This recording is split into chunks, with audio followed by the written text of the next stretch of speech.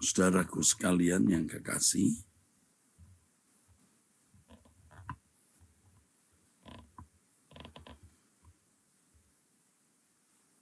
saya sering mengajarkan kalimat yang penting bisa dilewati. Yang penting bisa dilewati. Ini prinsip hidup yang penting, saudara. Yang penting bisa dilewati. Ya. Yang penting bisa dilewati. Mengapa yang penting bisa dilewati? Sebab kita mau fokus bagaimana menjadi mempelai Tuhan yang benar-benar berkenan. Seperti yang dikatakan dalam 2 Korintus 11 ayat 2 dan 3. Supaya kita menjadi mempelai Tuhan yang berkenan. Atau supaya kita menjadi umat yang layak bagi Allah. Yang penting bisa dilewati artinya kita bisa makan, ya, walaupun tidak mewah, tidak enak di lidah pada umumnya, tapi menjadi enak di lidah kita sebab kita makan untuk hidup, bukan hidup untuk makan. Yang penting kita bisa hidup. Tidak usah ngotot harus ada makanan ini, makanan itu. Tidak perlu harus memiliki standar seperti orang lain. Yang penting sehat, saudaraku. Bisa dilewati. Kalau kita baru bisa naik kendaraan roda 2, ya kita jalani. Bisa naik kendaraan roda 4 yang masih minibus atau mobil tua, ya enggak apa-apa. Yang penting bisa jalan. Ya, bisa dilewati. Baju yang kita kenakan, ya ini bisa kita pakai, puji Tuhan, bukan untuk wah, bukan untuk show. Yang penting bisa dilewati. Prinsip yang penting bisa dilewati ini penting sekali, penting sekali. Prinsip yang penting bisa dilewati itu sangat penting. Prinsip pokoknya bisa dilewati ini sangat penting. Supaya kita tidak banyak fokus sehingga gagal fokus. Fokus kita adalah benar-benar makin hari kita makin sempurna seperti Bapa, serupa dengan Yesus. Sempurna seperti Bapa artinya apapun yang kita lakukan tidak bertentangan dengan keinginan Bapa, saudaraku. Apapun yang kita berperbuat menyenangkan hati Allah. Dan kita terus bertumbuh dalam kecintaan kepada Allah yang benar sehingga Bapa juga merasa cinta kita itu bulat, utuh, segenap hati, jiwa, kalbu, budi, kekuatan kepadanya. Dan itu menyenangkan, itu memuaskan hati Bapa. Dan kita dipersiapkan benar-benar masuk ke rumah Bapa sebagai anggota keluarga kerajaan Allah.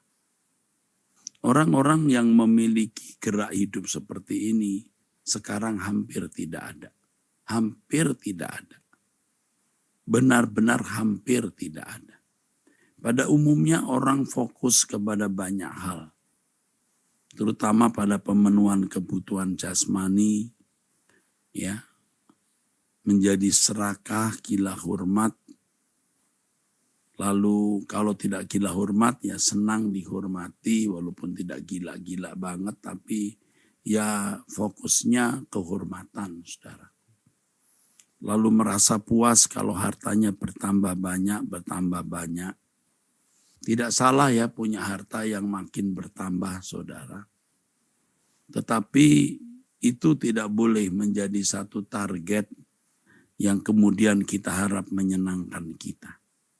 Target kita tiap hari bagaimana menyenangkan hati Allah. Sementara kita bisnis, ya dengan target-target bisnis yang sesuai dengan kemampuan dan porsi masing-masing. Kita jalani.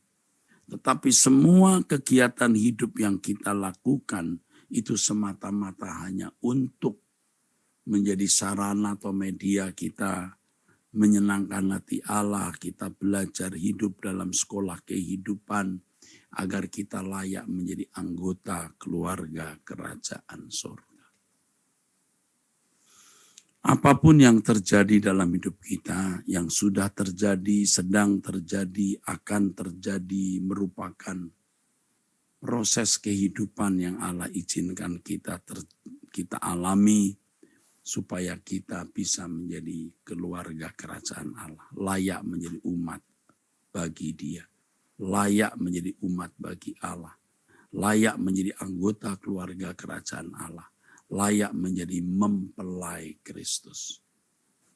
Kita harus benar-benar, saudaraku, ekstrim.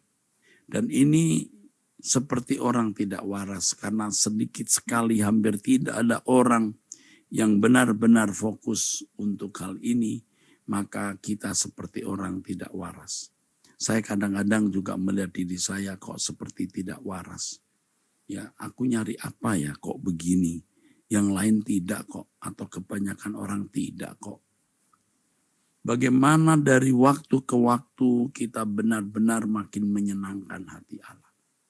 Kalau kita berbuat salah sekecil apapun kesalahan itu, kita akui di hadapan Tuhan, kita minta ampun, bahkan tidak jarang kita ratapi. Ya, kenapa aku berbuat salah ini?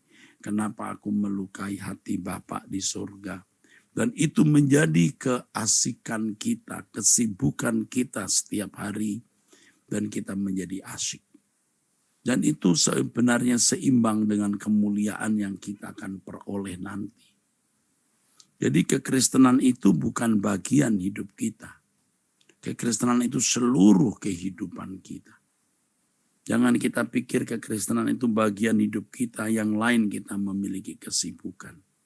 Kesibukan yang tidak digolongkan dalam hidup kekristenan. Kekristenan kita mengiring Yesus menjadi anak Allah, itu seluruh hidup kita.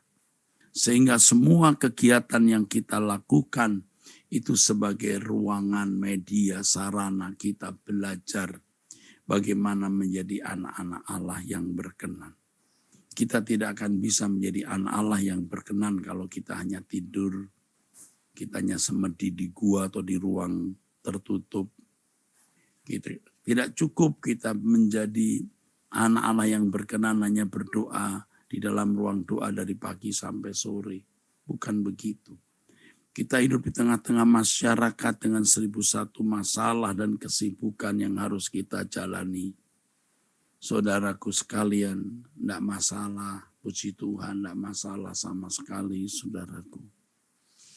Tidak masalah sama sekali. Haleluya, haleluya.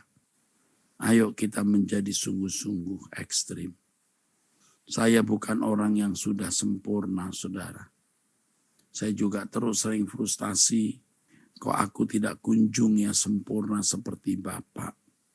Aku kok tidak kunjung yang menjadi serupa dengan Yesus.